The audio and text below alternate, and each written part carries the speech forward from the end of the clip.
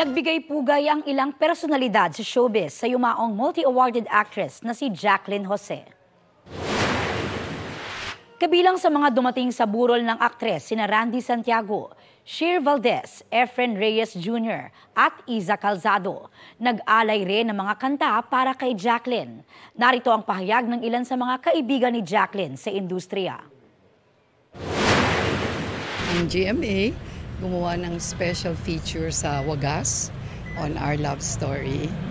And si Jacqueline ang nag-portray ng Boots. Sabi ni Jacqueline, Tita Boots, I'm going to portray you. Sabi niya gano'n.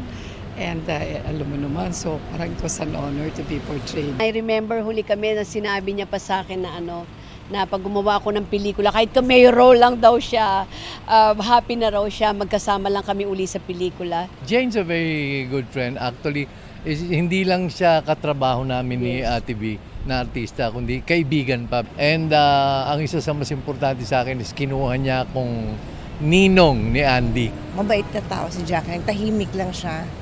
Saka pag pinetuhan mo, nakikinig lang, hindi magsasalita. Pero pag kinausap mo, magsasalita yan. Bakla din yan eh. Oo, bakla din yung babae niya, napakabait talaga.